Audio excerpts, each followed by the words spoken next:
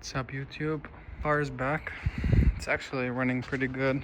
Just waiting for the tune that gets here next year, but that's in a few days from now. I washed the car a few days ago, but it rained and all the leaves fell. No more smoke from the engine. The part that was like smoking onto the headers was the oil dipstick.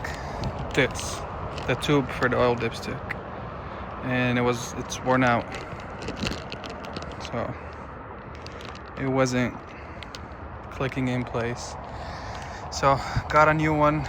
It's like $19, $20, and got a new steering wheel. I already have one. I have a carbon fiber one. Well, like a fake carbon fiber. It's this, but my wife got me this for Christmas. Really nice. It's a white stripe and this was a red stripe, so little change. Oh, I'm about to do a tutorial on how to install it because I've done it a lot of times and it's really not that hard. The only complicated part is the airbag. So once you get that off, everything else is easy. You just transfer this to that. Basically, it's common sense. So I'll show you how to get the airbag out right now.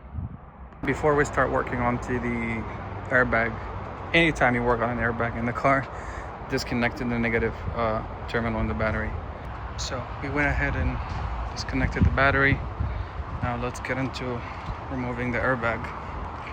So before you go ahead and get started, in my case I have paddle shifter extensions.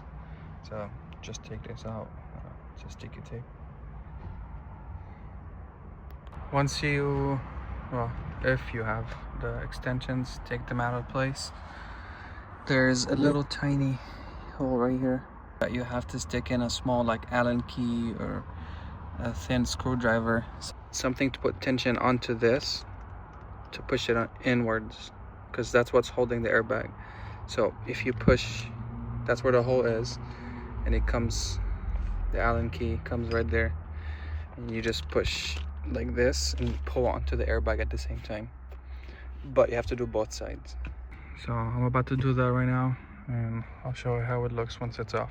All right, so I got the airbag off. So like I said, pretty much you have to push right here and then right there, and then as you're pushing in there, you have to pull on the airbag. So this is right here, and then you're pushing using your Allen key. I used a 4mm, and once you push in there, pull on here, it'll pop out. It might like take a minute because it's really hard to get like a hook onto those, so try your best not to damage any lines in the way. And now once you have it off, you want to take pictures of this because you might forget how it goes back and you don't want an airbag to deploy in your face. So you disconnect those two cables, you just pull up on the orange tab and you take it off. I'm doing this one-handed, so it's a little hard. And then for this cable, you pull back the red tab and you pull the cable out. So pull on the red tab, and then after you pull on the red one, you push down on the black one and you pull out. And then the airbag comes off and you can put it to the side while you finish unbolting everything right here. So next is you take off this bolt, and it's 1 inch. Some cars are different. Some cars have a torque bolt and some have this one, but mostly the Gen 2 Mustangs like 15 through 17 have this, and then 18 through 23 have the torque one. That's from what I've seen. So once you break it loose, you kind of just push it out of the way. There it is. Now the steering wheel comes out. Now you have to unclip the harness, the connecting harness, which is the gray tab right there. Now make sure you don't really move this out of place. It has to stay like this because this is the clock spring, and if it gets like messed up, your car won't drive. You will get any and every code that you could think of because of this little plastic piece. So leave it like that and then start working on the steering wheel. Like I've said, I've done this a lot of times, so it's pretty easy. You take off all the plastic in the back, and then once they're off, you unbolt every torque screw right there. But take pictures of everything so you know how to put it back together, especially the cables, because there's a right side and there's a left side, and they have to go back the same way that they went in, and they go around right here and then around there, then the same cable goes here. Take a lot of pictures and remember where every bolt goes back. All right, now so I took off all the screws that are holding the buttons. In some cars, some cases, there's more than these two cables. There is a third cable that is for heating steering wheel, but in my case, my car never came with that option, so I don't have that. But if you have that, then whenever you buy this steering wheel, there's an option to add that, but in my case I didn't need it, so I only have the wiring harness and then the airbag. Taking this off, it's easy. It's just you stick your finger there and then you pop it out. These come out of place, these two clips, which are right here, and it has a harness as well. So you unclip the harness, and there's another one which is for the paddle shifter. You have to undo that bolt and the shifter will come out. And I took off the bolt. This falls out of place, and clip it and pull, and then the shifter is out. So repeat the same thing for the other side. And then for this one, I will just show you once I get to that point how to take it out. This one, it's easy, like that, and then undo the harness. So all the buttons are out. Now this is left, and of course the back. Once you take off the back, just be very careful because that's where the cables sit, but there's like tabs right here that you have to pull out. Same thing here. Once that comes out, take a picture of the wiring harness, that way you can put it there and then in the new steering wheel. Next is the I think this is called the balancer, steering wheel balancer. What you have to do is to get a little pick or a screwdriver and then pop those out of place, those four, because that has to go onto the new steering wheel. And make sure you don't break those because you have to replace the whole balancer if you do break them. All right, I used the screwdriver to pop the balancer out of place. The only thing left is this, which same thing as the back, has those tabs, which is that. That's it. Your steering wheel is free, and this works pretty much on a stock steering wheel. It's the same thing. Now pretty much do everything in reverse for the new steering wheel. Next you have to do this. You could use baby oil or any type of lubricant to stick it back into place. All right, now we got the harness and the back piece, the plastic piece on. Next is reverse. Basically you just connect this, that.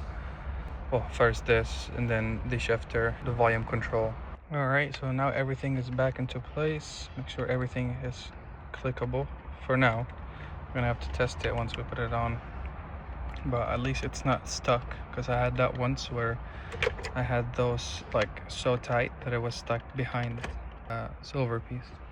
Next is pretty much put it back on the clock spring. All right, next is to put the bolt back in place. If you're not like planning on changing the steering wheel anytime soon or ever, use the red one, the red thread locker. But if you might change it, use the blue one. But make sure to use some thread locker, because this is very important. You don't want this to pop out of place while you're driving. I just realized that after I put this, that I forgot to put the top piece back on, so this just clicks in, and then the 3 bolts right there. All right, put it back in place. This is torqued. Next is the airbag harness. Then once we put the airbag harness, it literally pops back in place right here and then right there. All right, all the cables, you can't really see, they're tucked behind the airbag, so they're not crushing once you put the airbag on, and then you just click. There it is. It's not coming out of place. Steering wheel good, and it's all done. Just have to put the battery back in, and I'll take it for a test drive. All right, battery's back in. Horn works.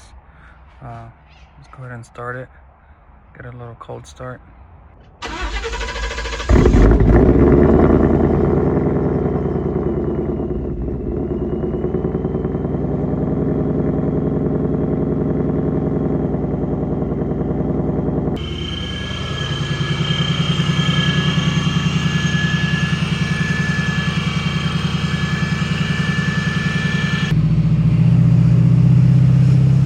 Paddle shifters do work.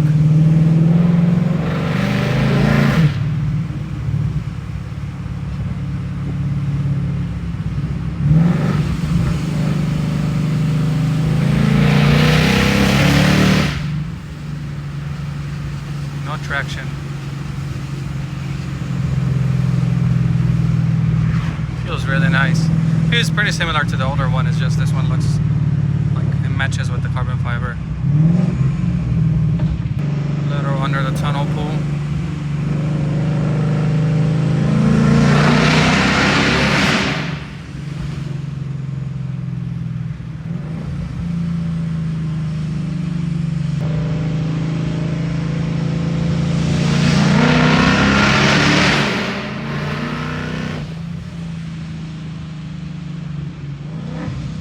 So that's pretty much it. It's pretty easy to install. It took like, I would say 30 minutes, 45 minutes. It's once you pop off the airbag, everything else is just easy. So looks nice. See with the windows down.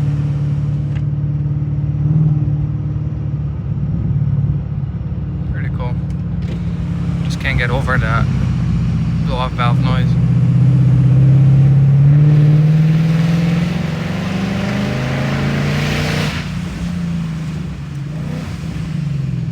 Here's a little side-by-side comparison. You could see this one is like hydro dipped, and this one is actual carbon fiber. So if you don't know, you can't really tell the difference, but it was nice of my wife to get that, and I love it. I always forget to end my videos, but I didn't forget this time, so thank you for watching. You know, make sure you like, subscribe, share with your friends, the people who are trying to install this, because I remember the first time that I tried to do it, it was just a pain in the ass. But it's pretty easy. Here's the interior. Car's almost done with everything, basically. It's not much left to do.